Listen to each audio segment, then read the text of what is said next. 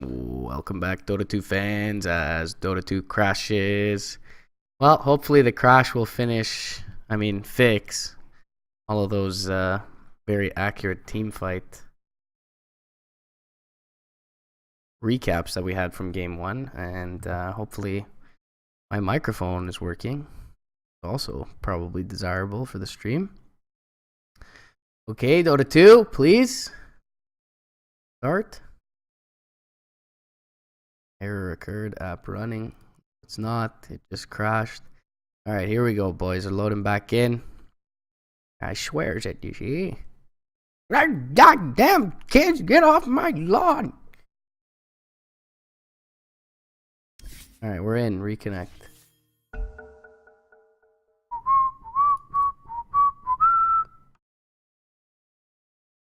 Oh, man. Game 2. Radiant, again, playing on the dire side, of course, versus MORTY. Radiant taking a 1-0 lead over the Radiant side team. MORTY, same first phase bans, except Night Stalker going to be flexed in by MORTY's side, so don't want to deal with that Umbra Night Stalker once again. And Umbra and Pip-Boy did combine to make some really key plays in the first game, especially on top of the BBTM Juggernaut, who, despite having a good early game, never really felt his impact in team fights. And they did an excellent job of dealing with him before he was able to get a Manta style up. So he had all his plans thwarted in that first game. We'll see if they're able to drag this one back to a deciding game 3. Of course, winner, as mentioned previously, does move on to the closed qualification bracket for ESL 1 Katowice in Poland. And yeah, so we see the Night Stalker ban now. This is going to mean Tusk slips through the first phase of bans, and this hero widely considered very strong in competitive Dota currently. The terror from the barrier. The snowball from Cobalt.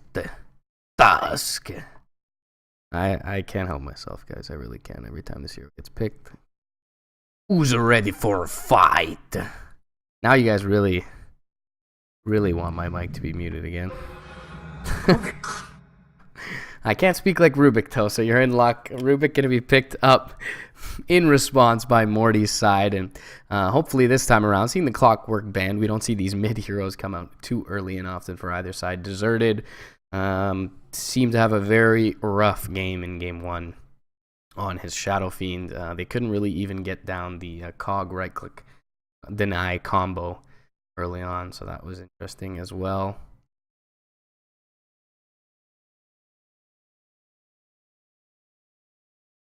They didn't get 7 souls out of it. The early lane went okay, but Pumpkin just did his job all throughout the game last game. I think he was 12-1 by the end of it.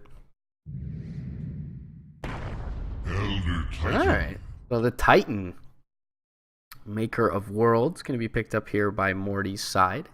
And they will open with a support duo and maybe a 3 and 5 with the Titan Rubiks respectively.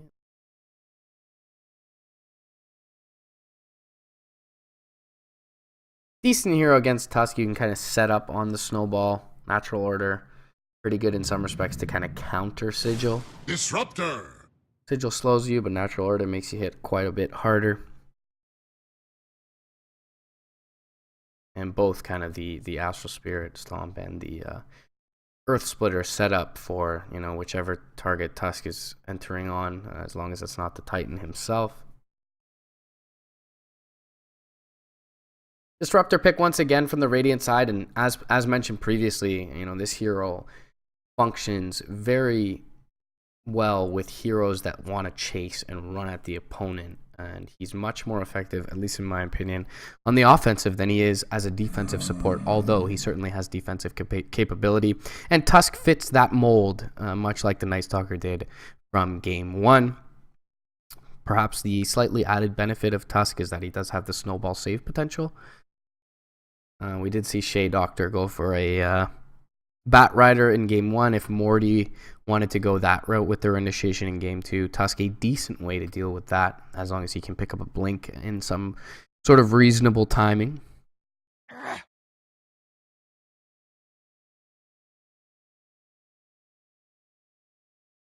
Sven ban comes out from Morty, so a lot of PTSD from game 1. 3 heroes that were picked in game 1, all removed by Morty's side: Clockwork, Night Stalker, and Sven. Of course, Clockwork was in their hands, if I recall correctly. Yeah, because it was a Night Stalker Disruptor duo for Radiant. But 2 of the heroes picked by the opponent, 1 of the heroes picked by themselves, removed from that first game. Again, we're going to see a Luna ban come out from Radiant. Their same first phase bans.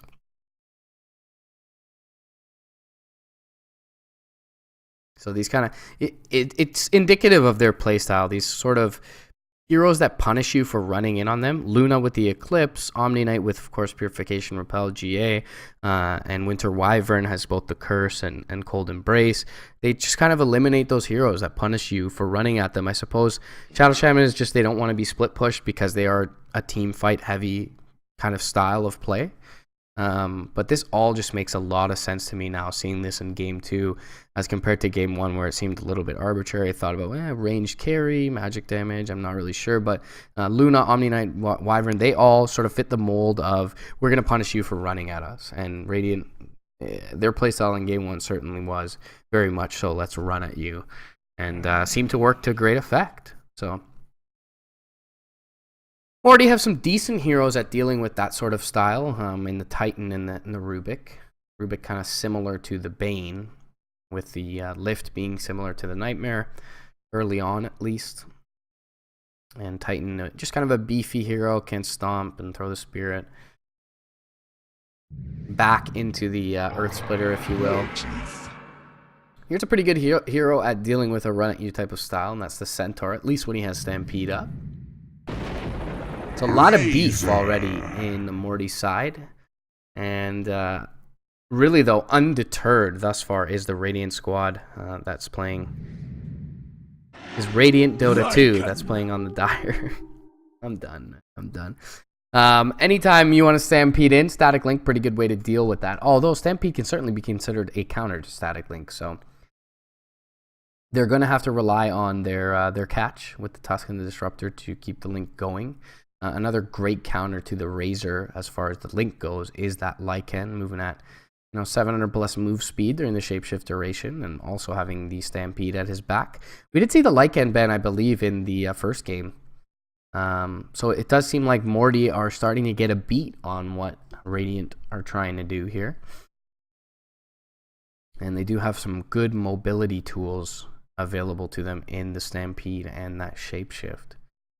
And again, we talked about split push versus team fight. I don't know if you guys recall this kind of triangle, but it's been talked about a lot over the years. And I suppose with the game being as balanced as it is, maybe a little bit less, I don't know, sort of impactful or less significant than it once was. But there's that kind of triangle where you have team fight beats death ball. Death ball beats split push, and split push beats team fight. So if you assemble this kind of team fight lineup of Radiant, one good way to deal with that is to split push. And Lycan certainly fits that bill. The rest of the unit so far, not really, but Lycan is very quick at doing so. And in some ways, Lycan has become kind of the new Arc Warden, I feel, with his cooldown being what it is on Shapeshift. Radiant going to go back for the Pumpkin Queen of Pain, as likely we will see Kiva pick up the Razor here.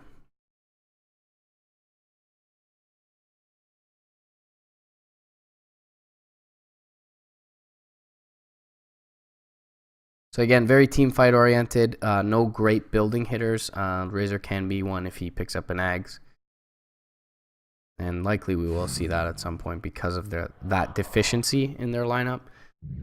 And we'll see what the offlane pick is for them. It's going to be the Enchantress. Wow, very interesting pick. So pretty great against the Lycan, the Untouchable. The Charm as well to steal one of her Necro units could be huge. Very cool pickup. There is a lot of damage, however, from the Centaur as far as Magic Burst goes. So Enchantress can be pretty susceptible to that.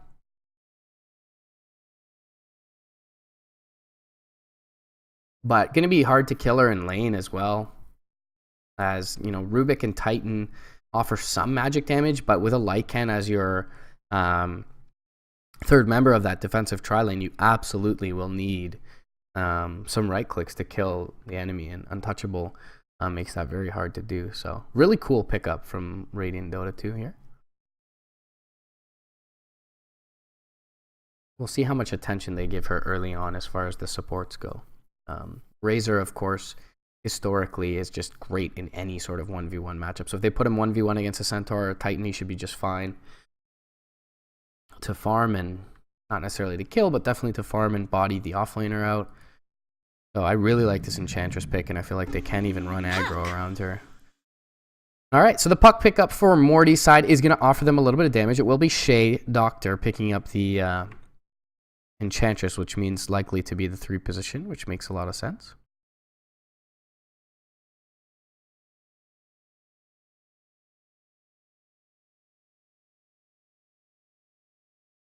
Paradise going to be the one picking up the puck here. And Deserted actually going to pick up the Lycan. So interesting. We'll see if this Lycan ends up going mid, or if it's just kind of its EG-esque swapping of heroes depending on their roles. Deserted did play the SF, who you can consider the kind of farming hero last game. Paradise actually played the Bane, and BBTM played the Juggernaut. So Titan in the hands of BBTM. And so a very big shift as far as roles and heroes go in this one.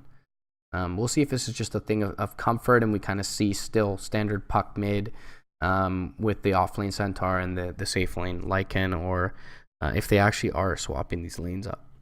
Kiva going to pick up the Razor, as I mentioned. Pumpkin back on that Queen of Pain that he made look so easy in the first game. Pip-Boy, his Disruptor, he certainly looked adept at controlling that in game 1, and Shay Doctor back on the offense. So no real swap up from the Radiant side as far as heroes and players go.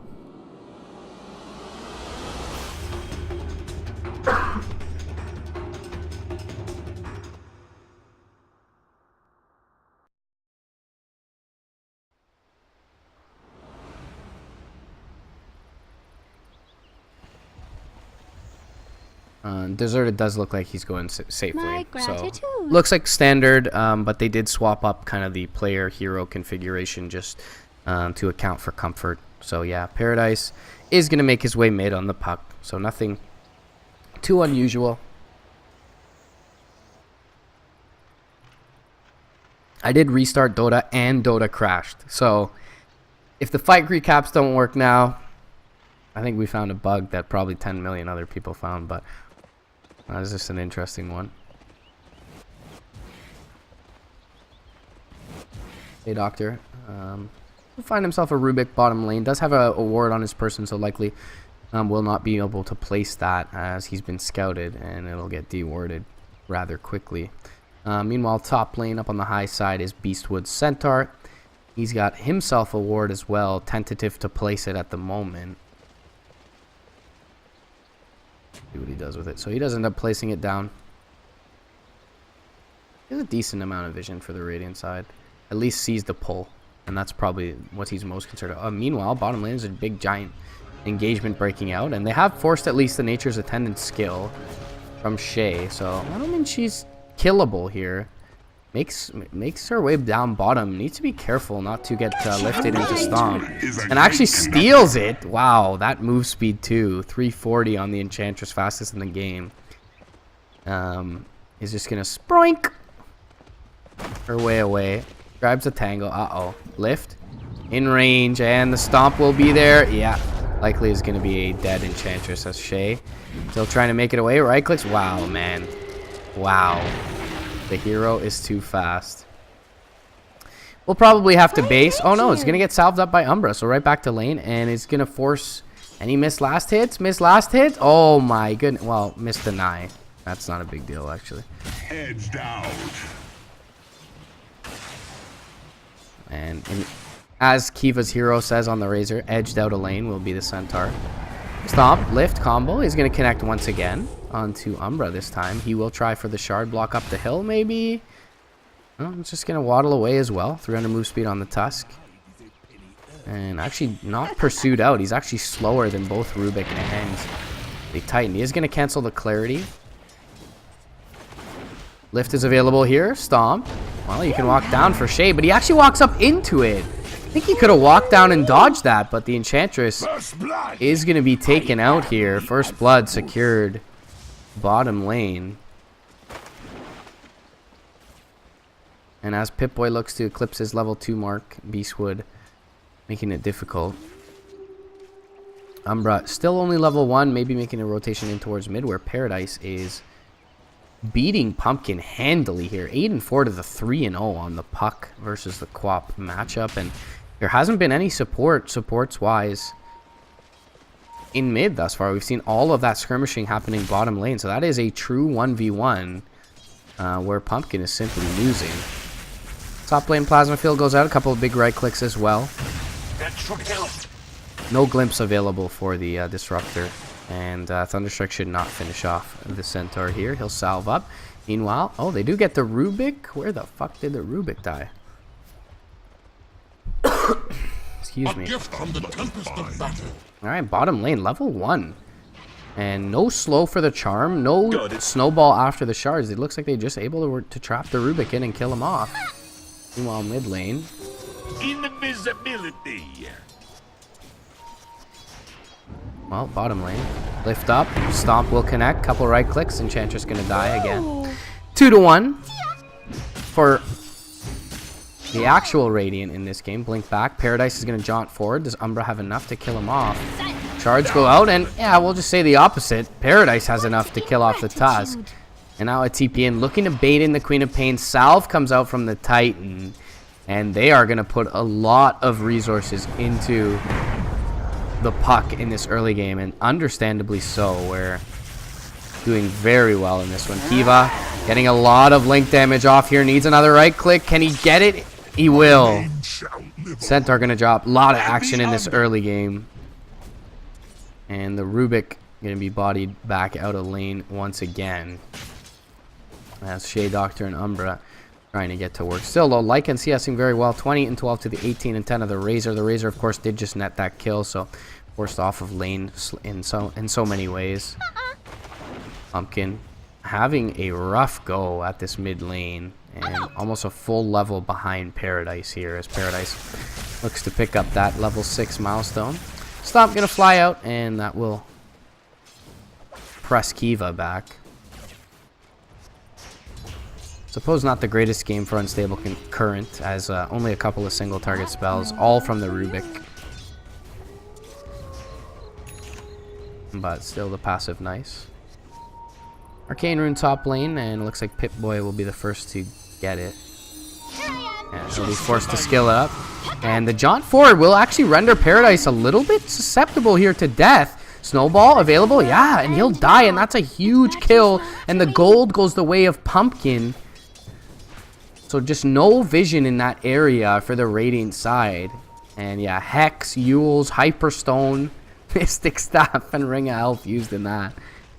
Alright, we're done looking at fight recaps, boys. But you do see 110 experience going both to the Queen of Pain and the Disruptor. And now they're pretty much even on levels after a very tough start for the Queen of Pain. That is going to be a massive kill going her way. 200 gold as well, which is like, you know, roughly 7 last hits worth of gold.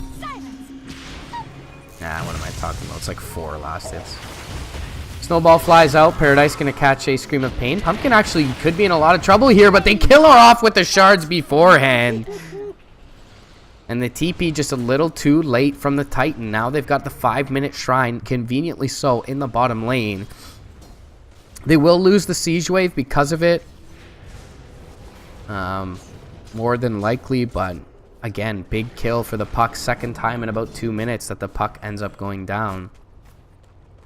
As Shay getting to work on some jungle creeps bottom lane. Tusk still looking to eclipse that level 3 mark. Pip-Boy, on the other hand, is level 4 on the Disruptor right now, higher than the offlane Centaur. And we talked about the 1v1 matchups for the Razor. Kiva at this point can just body Centaur out of lane completely, and that'll allow free roam for both the Disruptor and the Tusk. Speaking of which, Snowball going to fly out bottom lane. Kinetic Field and the Shards will be there. The TP out? No glimpse mana for Pip-Boy. Heads up play by the Lycan. who is going to be forced back to base. So in some ways, it's just as effective as a kill, but still would have much rather been able to actually drop the Lycan. The Dire squad, top lane, they're bringing in a few supports here. Rubik and Titan joining up with their Centaur War Runner, and Eva, wisely so, standing underneath tower. Would be a hard kill regardless. 980 HP, 8 armor with the Aquila. Pumpkin taking a lot of punishment for throwing out that screen. Pretty much a true 1v1 bottom. Rubik now going to TP down, or the Titan, excuse me, going to TP down to the bottom lane. Rubik walking over towards mid. Pip-Boy anticipating a movement on the Razor, but it looks like the movement may be on the Enchantress. Is going to be wrapping around as BBTM goes for the stomp. Will end up canceling it, but still puts it on cooldown. So you might as well throw it out at that point. Maybe just didn't want to push the wave. Not sure if he was on top of any creeps at that point. Meanwhile, mid lane, Tusk gonna get lifted up, snowball through onto Paradise. Nice shard block, jump forward, Sonic Wave Scream, almost kills off the Rubik. Is gonna force, well, it actually kills the puck. I didn't even see that much damage go through. And now waking up the Ancients, trying to get the deny is Terp, and he will be successful. But Pumpkin with the much bigger kill. I don't know what came through. Well, yeah, it must have been the Boots of Travel Vanguard and the Lincoln Sphere there to kill off the... Alright, whatever. Top lane, something's happening. Eva gonna dodge the stomp, and now the kinetic field comes through. Thunderstrike is there as well. Kiva's got 70 stolen damage, and double edge. Well, that just makes quicker work of the Centaur. Probably didn't want a double edge there, as would have taken a lot more tower damage, would have Kiva, but either way. It feels like the Centaur is going down there no matter what. They knew the puck had just died and TP'd back to lane. They knew the TP in lane to try and save the puck from the Rubik was there. So there was really no counterplay for the Radiant. And perhaps that's why we see the double edge just thrown out. Dire Vision scouts Terp here. And Pip-Boy nearby with clarity. And easily kill this Rubik off. Glimpse back. Glimpse back, yeah. Oh, nice lift though from Terp. Kinetic field will be there, and now Pip-Boy in trouble, trying to make his way out to the east. Over on the west, Razor does get the kill, but Beastwood gets the return kill, and yeah, that'll be it. Thought something might have been happening across the way, but it's just a tower going down here. 9 minutes in. Impetus is ready. They do see Umbra here with this Radiant Vision, however, and for that reason, well prepared. Pumpkin can't really put too much pressure into the mid tower, as Paradise does drag the wave back. Kiva, on the other hand, certainly can put some pressure into this offlane tower, although he won't be nearly as quick as a Lycan. 31 denies on the Razor. Take a look at the levels overall. Centaur at 5, and Shay Doctor, excuse me, at 6. So that's exactly the difference there. Shadow Strike gonna fly out. Scream is there as well. Paradise, in fact, with a slightly late phase shift. Meanwhile, bottom lane, Umbra being aggressed on with the shape shift, and they will take out the Tusk. Meanwhile, Elder Titan trapped in. Couple right clicks finishes him off. And deserted. Oh, huge impetus in the tower strike. Oh, Shay Doctor getting the impetus off the units, though. They finish off the Disruptor in the meantime. Terp, though, he's going to be the last one left standing. And we'll be able to at least cliff the Enchantress, but she'll finish him off for his troubles. Eva not even needing any of that. We'll look at the fight recap just for jokes. Alright, a lot of interesting items picked up here already 10 minutes into the game, but this is what we're more concerned about. 630 experience going the way of the Enchantress, and really the core that was present there in the Lycan doesn't get all that much out of it, so definite win for the Radiant, Team Radiant on the Dire side, as they find some space for their mid lane as well. The Quap now ahead of the puck, in fact, after those couple of kills. Static Storm gonna fly out. Oh, she gets out of it and is able to dodge the snowball. Now the stomp coming through, connects onto 2, but the glimpse back on the puck. Stampede, though, will keep Paradise safe, and Pip-Boy will get slowed up by the Stampede. Shards will be there. Sonic Wave over the top. Paradise in trouble. Plasma Field finishes him off. The Titan will drop 2.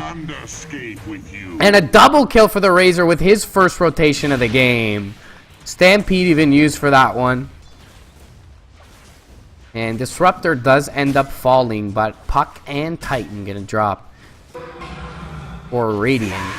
They do have Lycan pushing up top. Shards will pretty much catch the Rubik here, lift up into the stomp, but a jump forward with the Scream of Pain finishes off the Rubik. Nice snowball dodge there, gonna keep Kiva safe from the follow-up. And now Drums pressing forward. Scream is there. Plasma Field. Another kill. Unstoppable already. And this is the first time he's left lane for Kiva, so it's basically 4 kills going his way as he leaves lane. He netted 1 kill in lane earlier under the tower on the Centaur. And they'll get the tower. A major win in the mid lane for Team Radiant. Meanwhile, Deserted did kill off the tier 1 in the top lane and is starting to work on the tier 2. As now joining the fray is Pip-Boy. Try and help bring down the Necro unit. And bot lane, Shea Doctor. Looks like he may have been working on this tower with the siege creep wave briefly. And as the Rubik Fade bolts the wave, he will think better of pressing on. Gold is a great conductor. 5,000 net worth here for Pumpkin. You missing something? I feel like something's got to be flying out here. Okay, so it's a Veil once again. Pumpkin opted for this build in the first game. And against the summons makes a lot of sense in this one as well.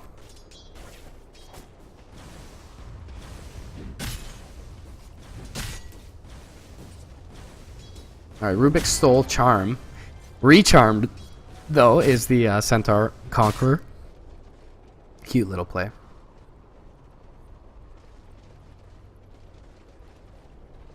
And pressing forward, Turk Pal gets down the sentry. Plasma Field will fly out. Static Link is there as well. Stampede and the Stomp going to connect on 2. Now the Hoof Stomp charged up.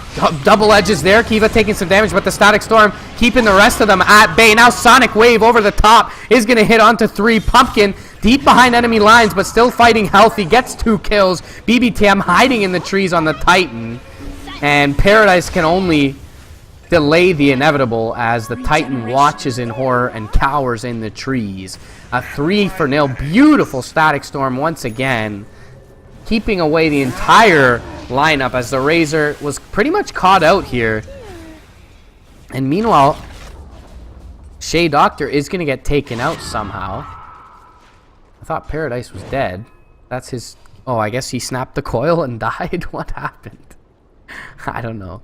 Either way, it's a 3-for-1 in a tower for the Radiant. Not ideal that the Enchantress does end up going down there, but nonetheless. Didn't even really get the experience for it, did Paradise. And he's got Veil Bottle 1100 gold, so pretty much at the same standing as the Queen of Pain, who has Veil Treads and Bottle. And a little less gold. Shards nicely trapping in BTM.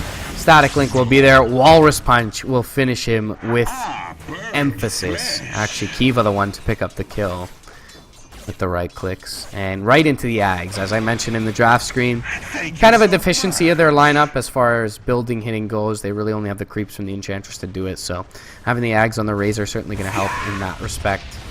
And Kiva doing a little bit of scouting with his Plasma Field.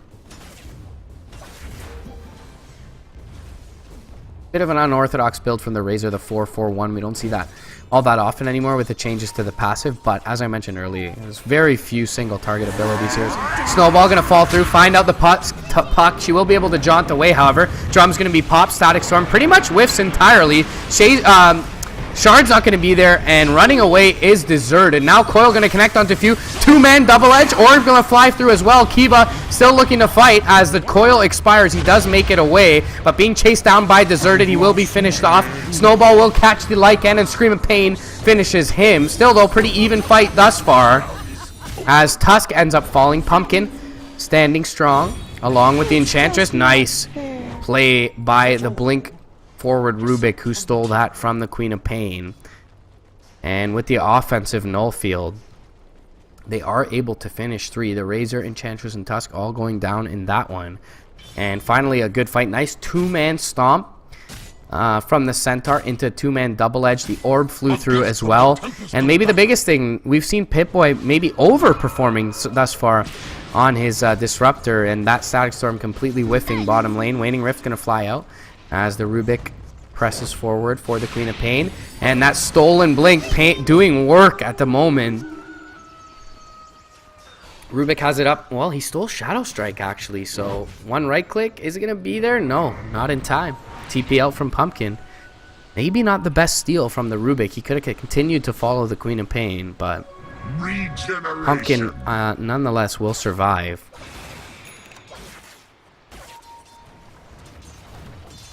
And after a big team fight win bottom lane, they will squander an opportunity.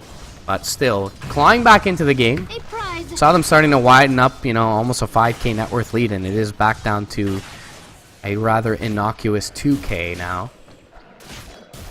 Necro 2 up for the Lycan, who's going to be jumped on here. With his Necro 2s already deployed, this Queen of Pain could be in a lot of trouble. He's going to be slept up, has no no support inbound, and just silenced up. And a perhaps questionable blink there from the Queen of Pain for Pumpkin. So two big performers in Pip-Boy and Pumpkin from game 1. Both with pretty major blunders here in the last minute or so, costing their team. With the siege creep and a stolen siege creep, though, mid lane, they are going to be pushing quickly here, are these two heroes. Look at all the damage from the siege creeps come out. Stomp will not connect onto the heroes, but it does connect on the siege creeps, at least stopping that up for now. Press forward with the plasma field and the link from Kiza. Lift up is there onto a creep by accident. Snowball flies through. Turp in trouble. He's going to be Wallace punched up into an impetus. And Shea Doctor finishes it off. They're still protected the siege creeps at this point, and it'll net them the tower. Meanwhile, though, bottom lane not going to be pushing as quickly as a Lycan. And now Beastwood could be in trouble. Do they have a glimpse? They do not. For a few seconds now. 5 seconds, that is. But they will continue to press forward. 2 seconds until glimpse is up. Gets it back.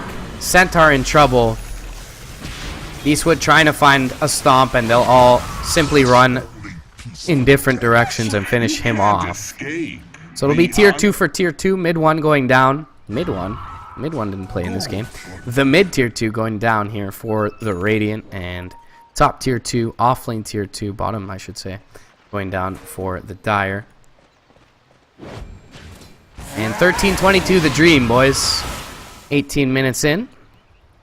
For those of you that bet on that kill count, congratulations. I don't even think you can do that.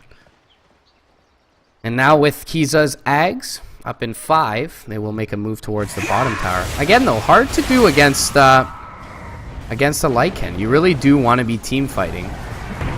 As Ags is going to be popped out, and they will take out the tier 2. They feel like their lanes are, you know, pushed out significantly enough, I suppose, to make this play. Disruptor did show mid, though, so unlikely for them to press forward, and they will end up backing out. I could only click on the Lycan. He does have Necro 3s in the H-Dom at this point, so a whole zoo at his disposal. As Eye of the Storm going to expire here, they are looking for this Lycan, hoping he'll be farming his jungle. And he's actually farming the Dire jungle at the moment. Smoke is going to pop here. Indeed does. Can they find the Lycan in time? Snowball will be there. Shards. They do trap him in. He's really fast. With the impetus strike, though, it's going to do a lot of damage trying to make it away. Static Link will give them an idea of where he's headed. And he'll look for the TPL. Shards will not find him. He'll make it away. Nicely played by Deserted. And a frustration walrus punch coming out from Umbra as he kills off one of the creeps. But they're unable to net the Lycan there. Is a bit of a deficiency in their lineup, is the lack of lockdown.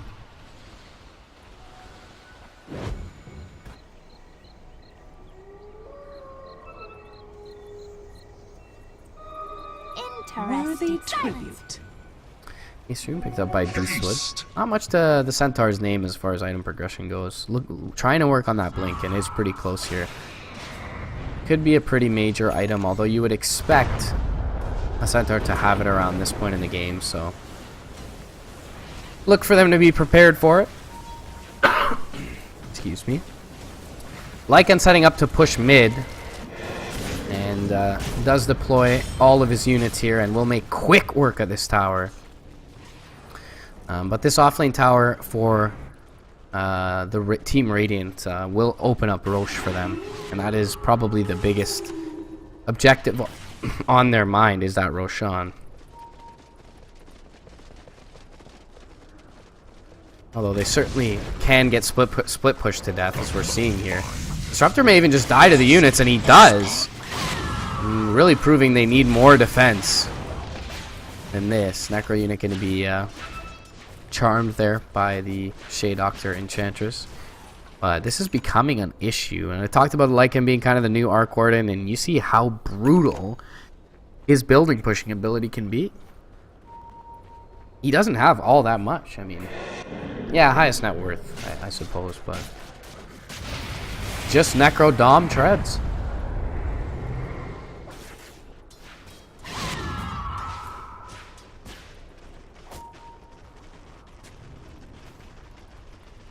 So Kiva probably indicating that we need to ward the Roche pit and make a move towards Roche.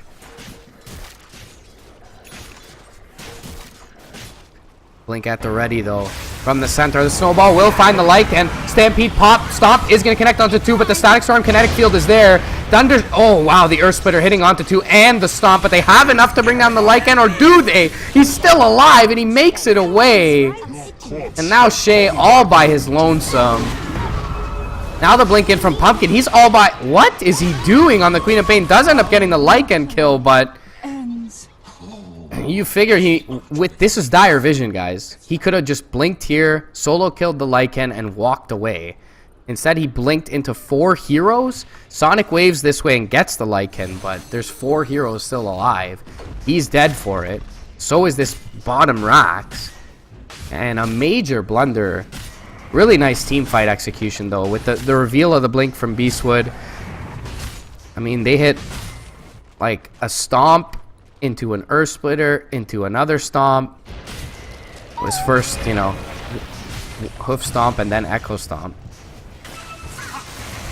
Alright, looking to try and make something out of it. Disruptor taking a shit ton of damage, though, and he's in trouble. Still slept here. One more right click. Oh, he gets the Shadow Amulet off. Glimmer Cape will be there, and they'll kill the Rubik. Everyone else will make it out, and they've lost the range racks here. And it's not so much the concern that they've lost the range racks. The concern is that you've got your melee now vulnerable to a Lycan. You've got no tier 2s in any of the lanes, so your entire base is vulnerable to this Lycan. You've got deep warding here now for the Radiant, and you didn't secure Roche at any point. Just a very odd looking team fight there from Radiant, and you know, not to take credit away from Morty, because they certainly executed very well in that team fight. But Gold for me. This Lycan has been a problem, no doubt.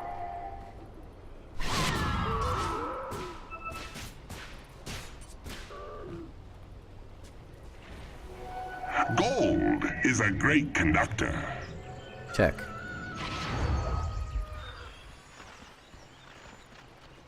So paranoid about the mic after game 1.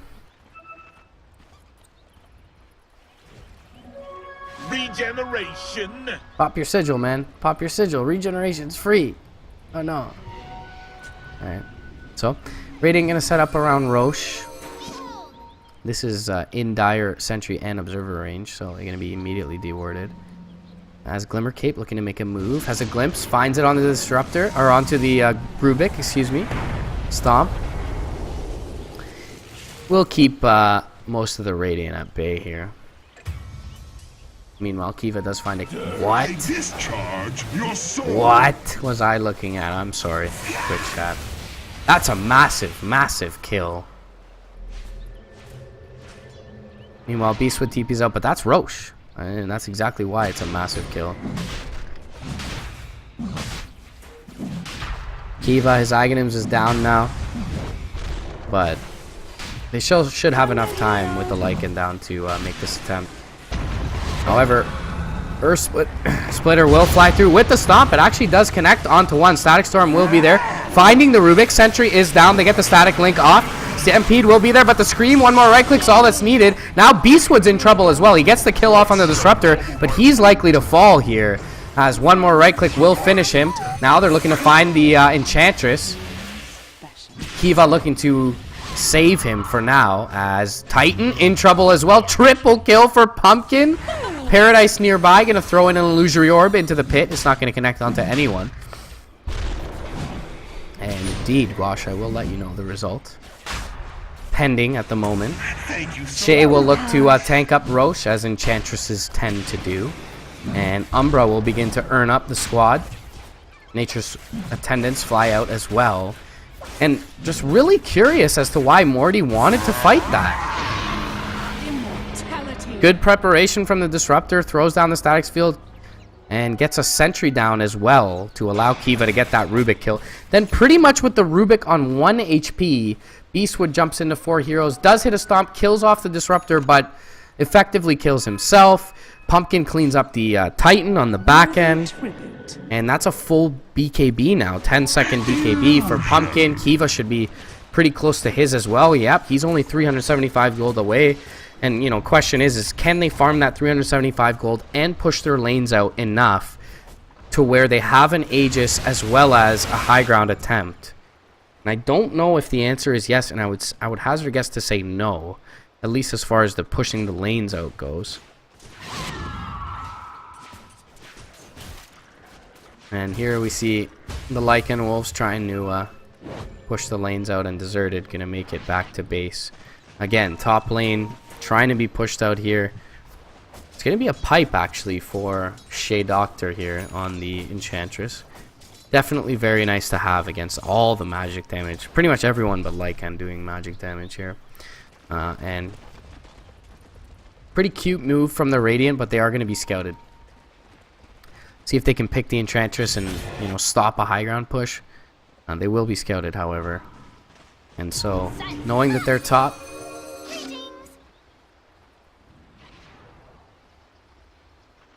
the Dire side will convene in the bottom lane. And now there will mass TP towards top where they have some vision. Umbra going to look to find the back end. Shapeshift popped out. Stampede is there as well.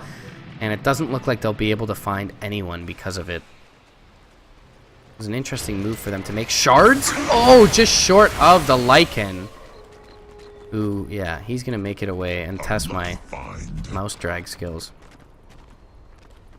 So, I mean, just that maneuver up towards the top, even though they were scouted in with vision, even though they don't get a kill on the Enchantress, it stops any sort of high ground push potential, and, well, purged up.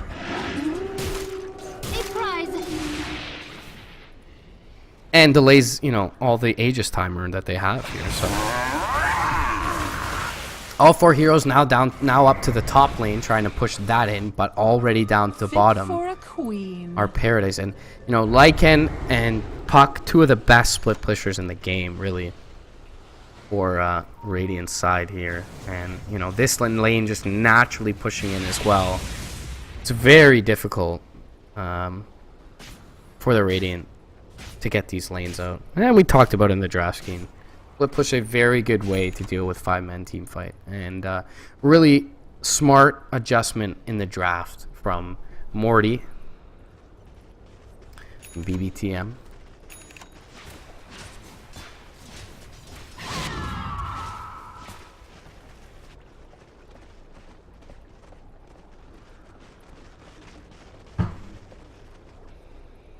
My throat is dying right now. I get some water in between games, though.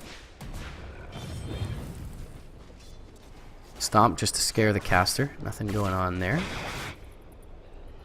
Smoked up is the Titan. Looks like he's just on a warding mission. Gets this one down. It's right in range, though. Unfortunately, of a Dire Sentry.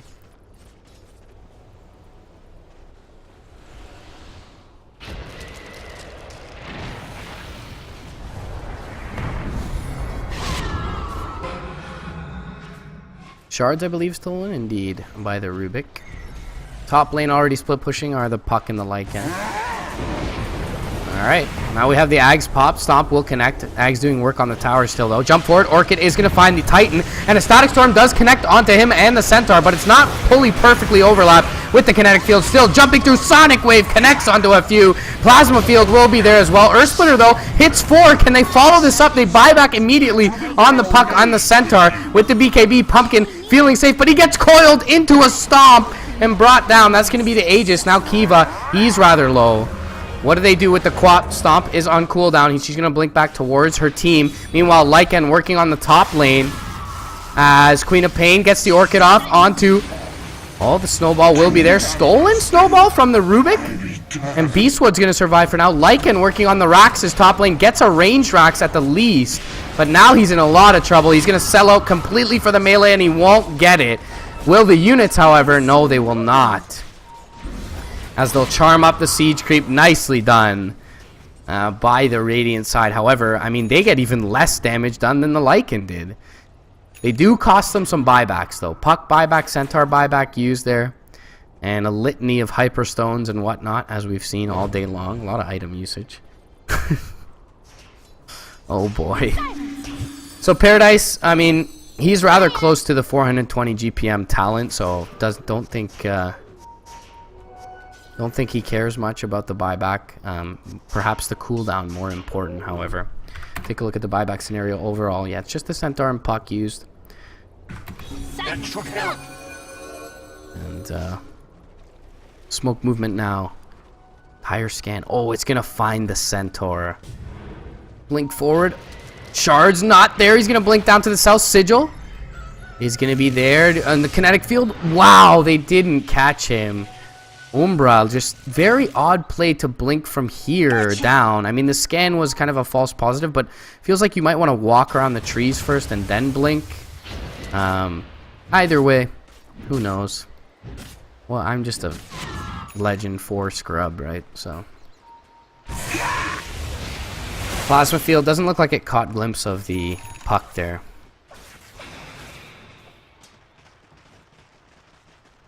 As Kiva working on a Shivas. Makes a lot of sense, you know. Anything that rhymes tends to make sense. Meanwhile, bottom lane, they're going to look to find out Pumpkin. He does get his BKB off, but he's taking a crap ton of damage from the right clicks. And he may just end up dying here. Snowball save is going to be there. He has a blink in just a second. Where do they go, though? Instant lift up and take down. And now the Tusk in trouble as well. Yules is going to be there from the Puck, and he's going to be dropped. 2 major kills off the back of that Stampede by Beastwood. And 24-32, but the game does not feel like it is any longer in the favor of the Radiant. I mean, you've got one rack standing bottom lane and top lane, both melees for their sake, which is good, but now you've got 40 seconds with no Tusk, 50 seconds with no Queen of Pain, and the lane is, yeah, it's here. So this Rax is certainly gone. Mid might even be gone as well. And you do not want to force a fight here if you are the Dire side. Lift is going to find the Enchantress. She's going to get glimmered up. Nature's Attendant's going to be dropped. And Glimpse back is going to be onto the Rubik. Can't find him in the kinetic field, though. As Paradise makes his way up towards the top lane, they'll begin to work on the Shrine. Shapeshift is soon to expire, and the TP from the Enchantress is going to back out the rest of that Radiant squad. So they don't get all that much. Pretty good defense, all things considered, by just 3 heroes. Suppose the Glimpse really scaring them. A prize. Felt like they could have got a lot more done. Maybe the Necro units expired bottom when they killed off the Queen of Pain, but yeah, they definitely used the Necros to kill the Queen of Pain. Perhaps overestimating their push power there, but again, we talked about the split push against the team fight, and you know, there's no Maelstrom here for the Queen of Pain. There's no Maelstrom for the Kiva, Razor. No one pushes waves. Absolutely no one pushes waves. So really a major concern, and you can see that. I mean, top lane is pushed in, bottom lane, you know, barely at the crossroads here for the Dire, and the only reason, you know, mid lane and bot lane are pushed in is because they did force the Dire out of that area just a minute ago. But constantly the Puck and the Lycan are going to keep these lanes in. As Astral Spirit will scout Roche. Paradise has a Boots of Travel on his person.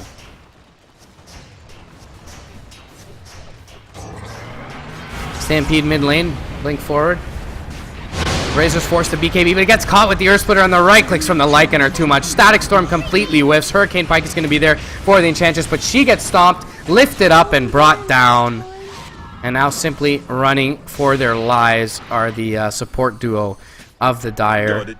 Looking to cut the wave is the Queen of Pain. Umbra blinking up to the north. And up in and towards the Roche pit goes the rest of the Radiant squad. Trying to cut the wave is Pumpkin, and he'll do so, but that'll be it. Not much more than that, as already Roche taken out. It's going to be Cheese with this one, second Roche of the game. And Razor and Enchantress on the sidelines. Razor does have a buyback available, but it is all looking far too grim now for the Radiant squad. 25 seconds until their Razor is back up. And there is a wave being protected here.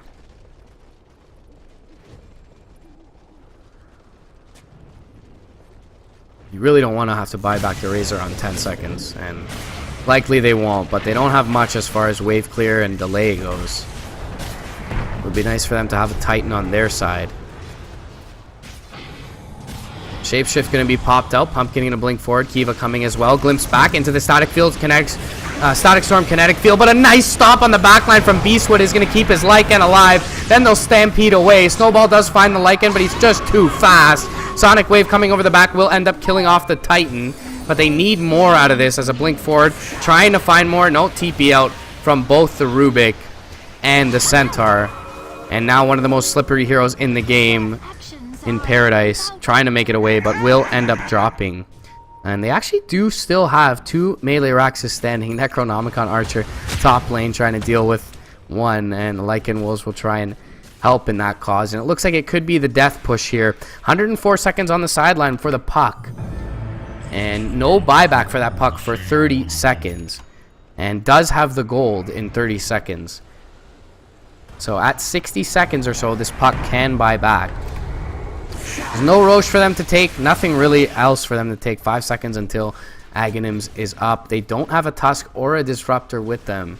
I don't know that this really is the play for Radiant, but they are starting to begin to feel desperate. As Shapeshift is going to be popped off. Earth Splitter is going to be there. Stomp as well. Force Staff not going to save the Razor.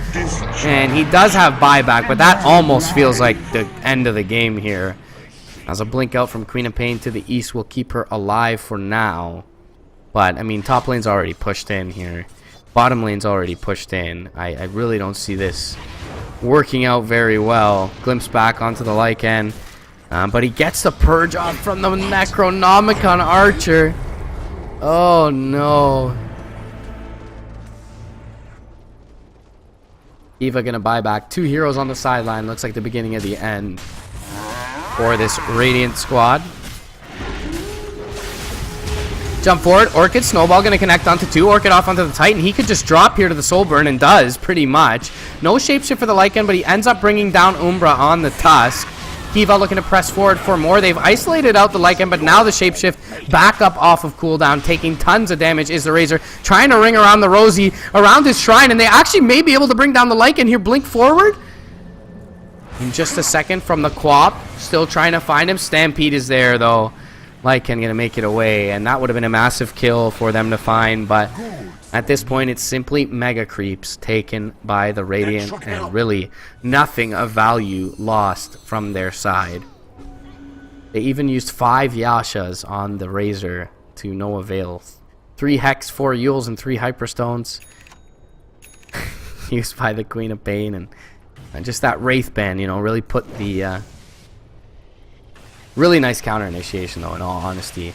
As they went on the Lycan, that stomp hitting onto 2 there from the Centaur.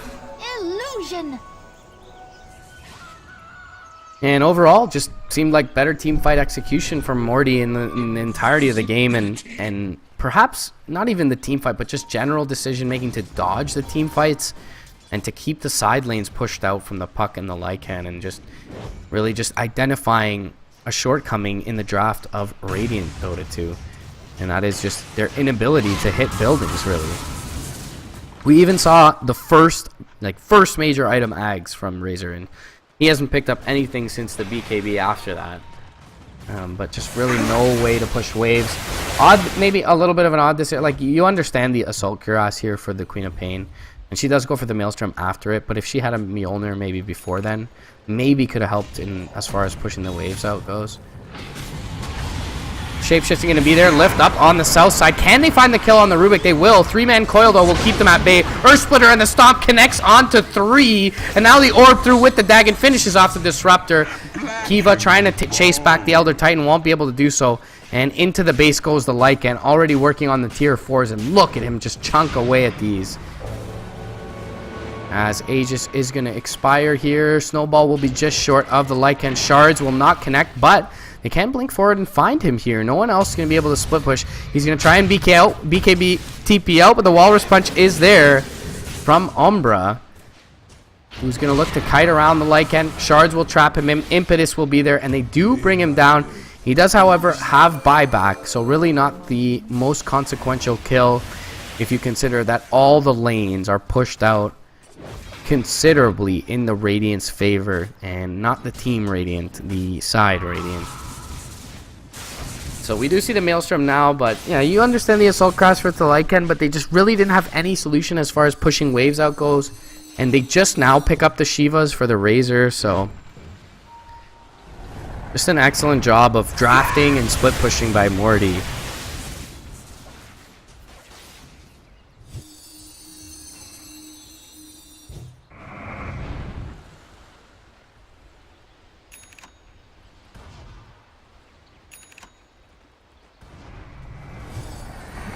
And, you know, Radiant kind of just dilly-daddling around the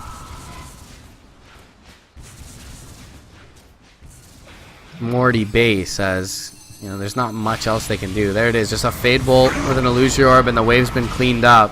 It does make it up to high ground, though, disabling backdoor protection. And with the Ags, they will make quick work of this tower. However, 15 seconds until the Lycan is up. Jump forward, Snowball.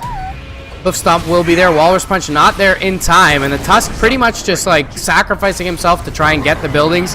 Kiva going to BKB up. Thunder or Earth Splitter will connect onto the Enchantress, who they'll be able to bring out. Sonic Wave is there.